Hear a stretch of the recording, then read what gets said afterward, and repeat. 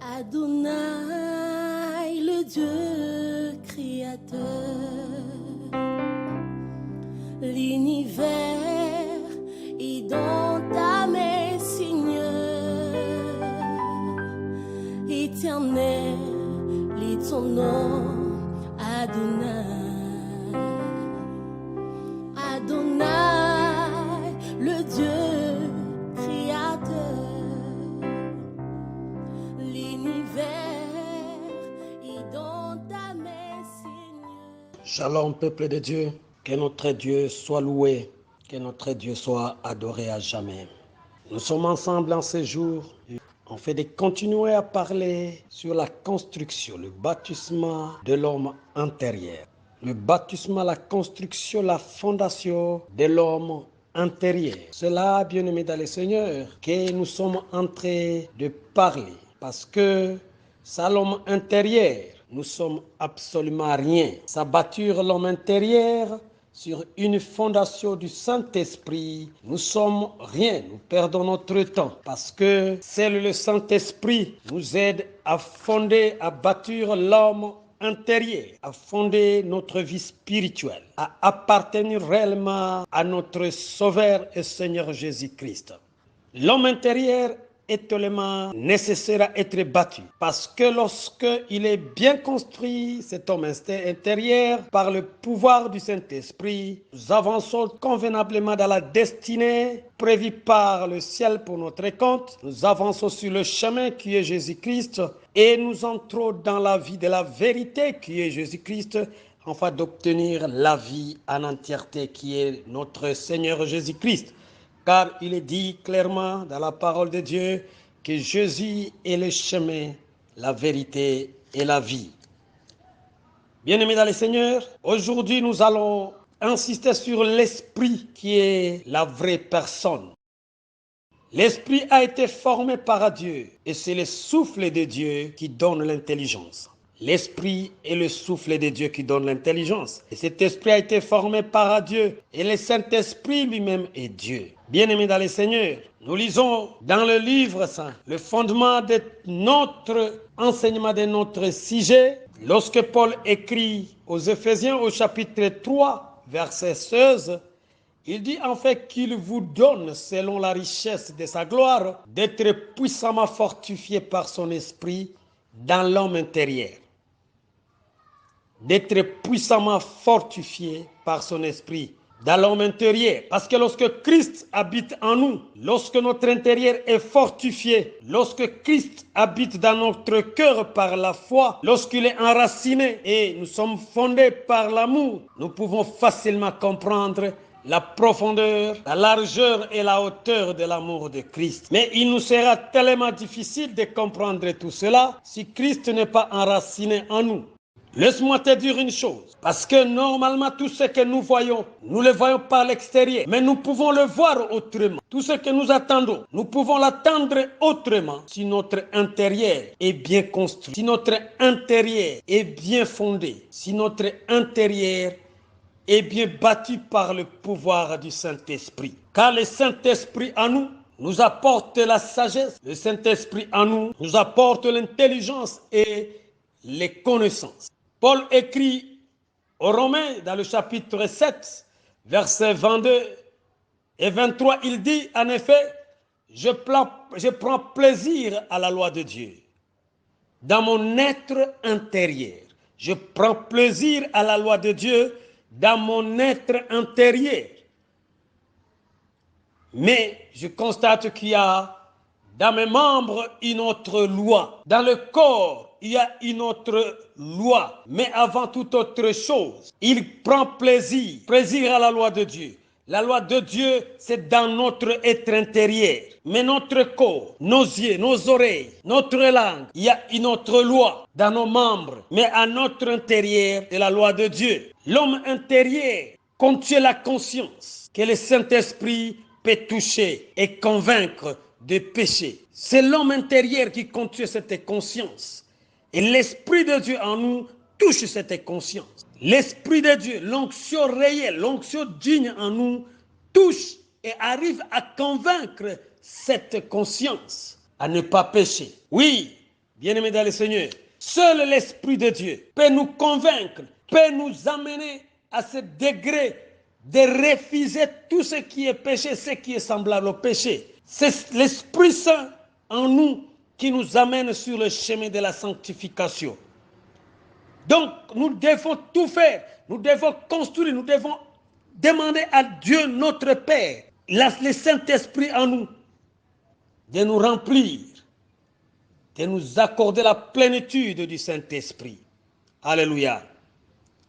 Parce que normalement, bien-aimés dans le Seigneur, comme Paul dit aux Corinthiens dans le 2e chapitre, verset 11, personne parmi les hommes peut connaître les pensées de l'homme. Personne. Les hommes peuvent nous regarder, les hommes peuvent nous juger, les hommes peuvent dire tout ce qu'ils veulent, mais personne parmi les humains, parmi les hommes, peut connaître les pensées de l'homme, si ce n'est l'esprit de l'homme qui est en lui. C'est seulement l'esprit qui est en nous qui peut connaître nos pensées, qui peut connaître nos décisions, qui peut connaître nos désirs. Et c'est l'Esprit de Dieu qui arrive à convaincre l'esprit, notre esprit, à être attaché à Christ. Personne, bien-aimé dans le Seigneur, ne peut connaître aussi les pensées de Dieu, si ce n'est que l'Esprit de Dieu. Si seulement l'Esprit de l'homme peut connaître les pensées de l'homme, aussi l'Esprit de Dieu, à nous, connaît les pensées de Dieu pour nous. Lorsque notre intérieur est bien construit, lorsque notre intérieur est bien bâti, nous arrivons à découvrir notre potentiel. Et à ce moment-là, notre potentiel doit être activé au lieu d'être caché. Il doit être activé. Tout potentiel caché en nous est activé. Parce que nous avons été créés pour vivre une vie qui a un sens et qui a un dessein. Mais pour que nous puissions mener cette vie, il faut que le potentiel caché en nous puisse être découvert. Et comment ce potentiel doit être découvert si notre intérieur n'est pas bâti sur le pouvoir du Saint-Esprit? Cela sera tellement difficile. Alléluia. Parce que lorsque nous trouvons notre dessein, à ce moment-là, nous trouvons automatiquement notre potentiel. Le potentiel, bien-aimé dans le Seigneur, la paix, le royaume de Dieu en nous, ce potentiel qui enferme tout cela, c'est le nous que personne ne connaît encore. On peut se poser beaucoup de questions sur nous, sur notre vie, parce que personne ne peut connaître nos pensées et personne ne peut connaître les pensées de Dieu en nous. Seul notre esprit et seul l'esprit de Dieu. Cause pour laquelle doit y avoir une communion parfaite. Notre esprit doit être guidé, doit être télécommandé par le Saint-Esprit. Il faut que notre vie, notre corps, notre âme, notre être soit réellement siège de l'Esprit Saint. La lettre de Paul aux Romains, dans le chapitre 12, le premier et le deuxième verset, nous exhorte à ne pas nous conformer au siècle présent, mais tout simplement à laisser notre homme intérieur se transformer par le renouvellement de l'intelligence. Laisser notre homme intérieur se transformer.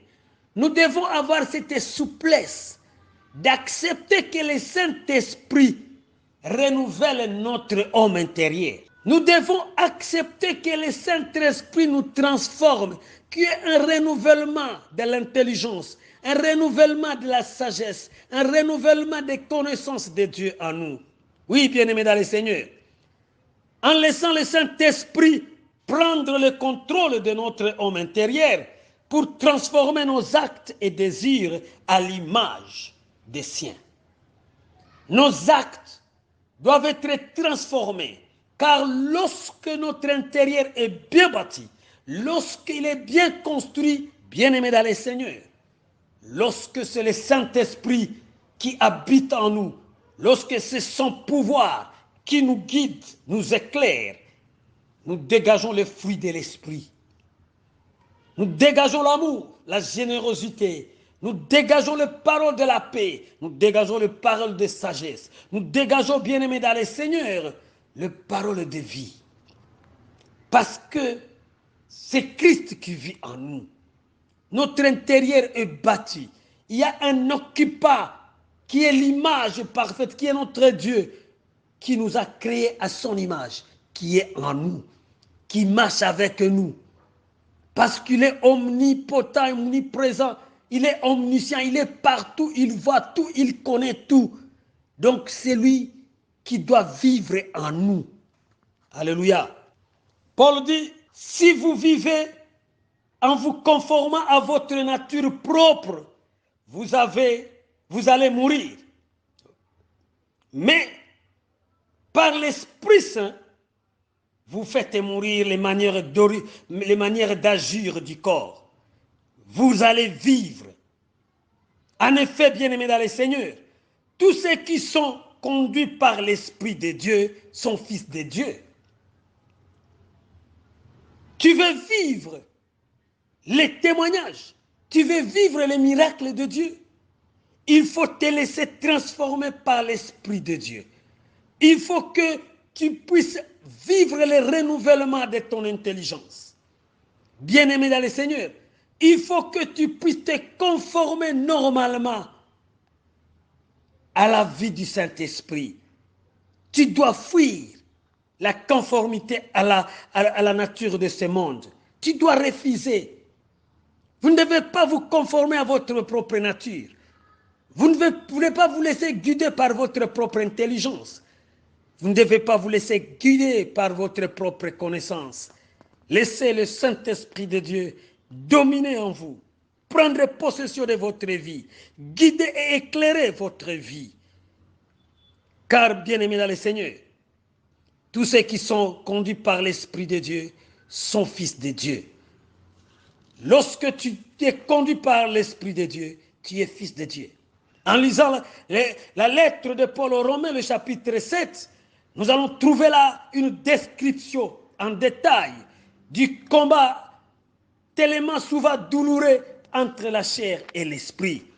Le chapitre 7 de la lettre de Paul aux Romains nous donne normalement une description d'un combat douloureux entre la chair et l'esprit. Parce que, bien-aimés dans le Seigneur, on dit au verset 5 de ce passage, ceux qui vivent selon la chair s'affectionnent aux choses de la chair, tandis que ceux qui vivent selon l'esprit s'affectionnent aux choses de l'esprit. Alléluia.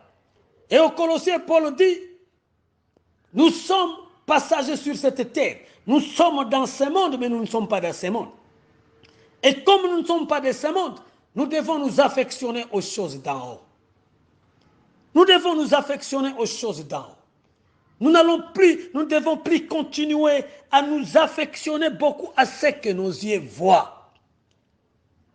Nous devons cesser de nous affectionner à ce que nos oreilles attendent dans ce monde.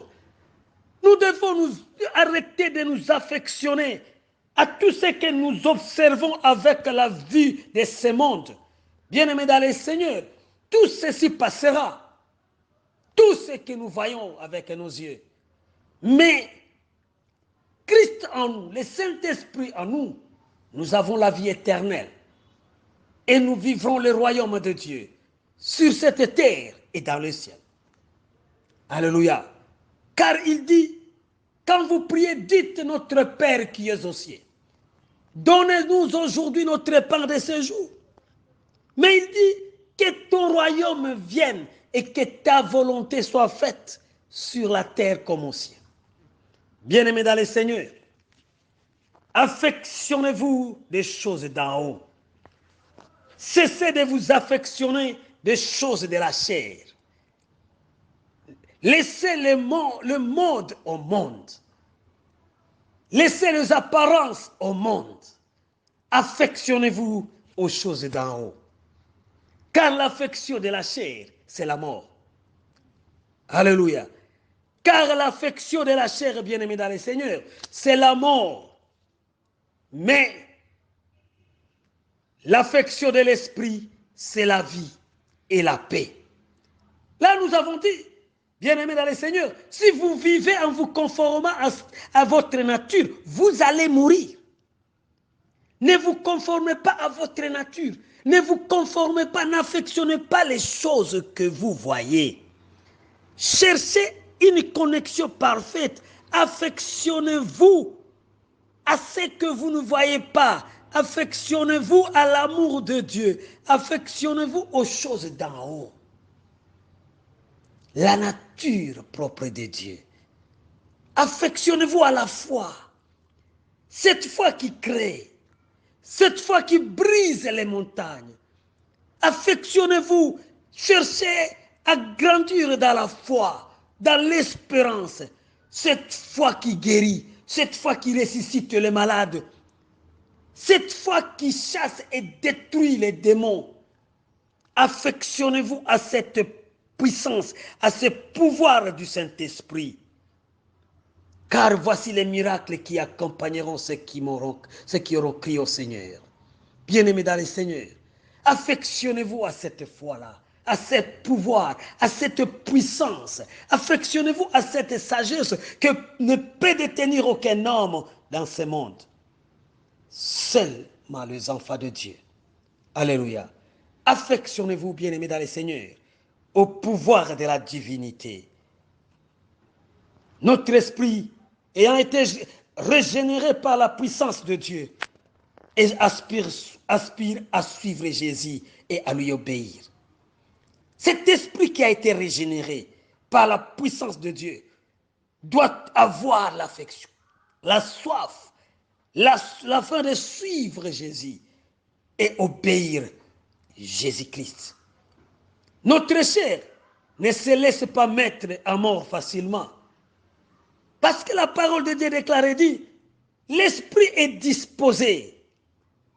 L'esprit est prêt, mais la chair est faible. Le corps est tellement faible. Ce corps, bien-aimé dans le Seigneur, ne se laisse pas mettre à mort facilement. Avec tous les organes, la vie, nous voyons tout ce monde embelli. Nos organes qui sont attirés par ce que nous voyons, par ce que nous attendons, par ce qu'on nous dit, par ce que nous sentons. Ce n'est pas facile. Mais avec le Saint-Esprit en nous, nous marcherons sur le monde. Nous avons la puissance et le pouvoir d'écraser les serpents. Nous avons le pouvoir de dire à la montagne, ôte-toi de là, et elle nous obéit. Nous avons le pouvoir, la puissance de dire aux démons, aux mauvais esprits, sortez au nom de Jésus-Christ de Nazareth. Affectionnez-vous, bien-aimés dans le Seigneur, aux choses d'en haut. Affectionnez-vous aux choses d'en haut. Oui, bien-aimés dans le Seigneur, car l'affection de la chair est l'inimitié contre Dieu, parce qu'elle ne se soumet pas à la loi de Dieu et qu'elle ne le peut même pas. L'affection de la chair, c'est l'inimitié contre Dieu. Notre chair nous amène toujours dans le péché, l'impudicité, le vol, la jalousie, l'hypocrisie. Combien mène une double vie? Et nous nous posons toujours la question, pourquoi ça ne va pas, ça ne peut pas aller tant qu'en nous ne vive pas l'Esprit de Dieu. Il faut que l'Esprit de Dieu, l'Esprit Saint habite en nous. Car ceux qui vivent selon la chair ne seront pleurer à Dieu. Vous ne pouvez pas pleurer à Dieu lorsque vous vivez selon la chair. Parce que lorsque vous vivez selon la chair, vous n'avez pas la foi. Or, la parole de Dieu déclare et dit, sans la foi, il est impossible de lui être agréable. Alléluia. La lettre de Paul au Romains chapitre 6 explique clairement comment vaincre la chair par notre homme intérieur. Comment vaincre la chair par notre homme intérieur. Et là, au verset 6 et 7, il est dit, nous savons que notre vieil homme a été crucifié avec lui, en fait que le corps du péché soit réduit à l'impuissance et qu'ainsi nous ne soyons plus esclaves du péché. Alléluia.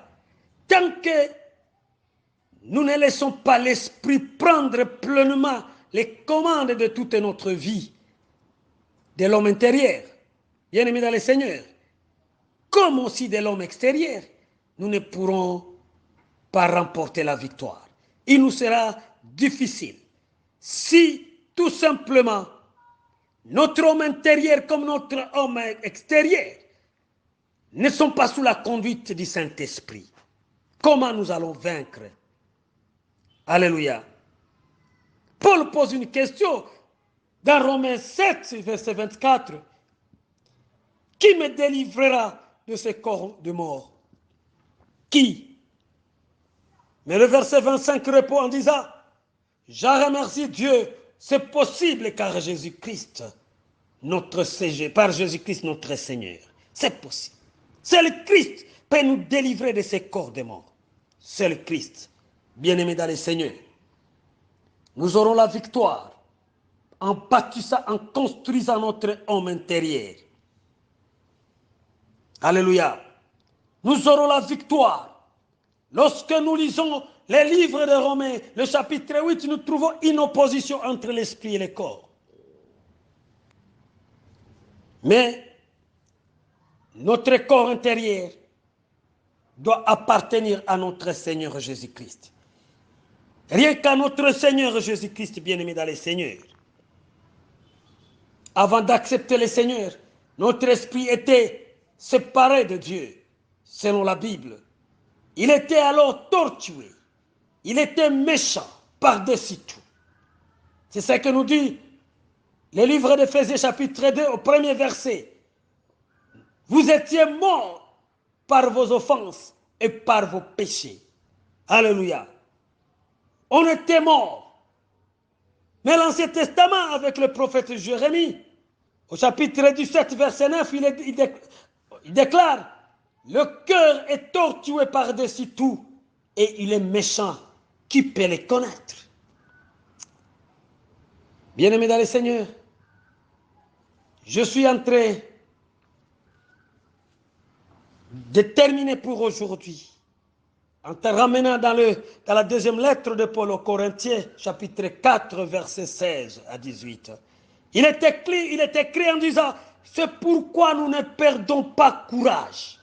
Et lors même que notre homme extérieur est détruit ou s'est détruit, notre homme intérieur se renouvelle de jour en jour. Ne perdons pas patience. Soyez résistants. Soyez persévérants. Dans le Seigneur. Recherchez, battez-vous, bien-aimés dans le Seigneur, à la recherche du pouvoir du Saint-Esprit. Afin de construire l'homme intérieur. Chaque fois que cet homme extérieur est en train de se détériorer, nous avons un dégoût de l'extérieur.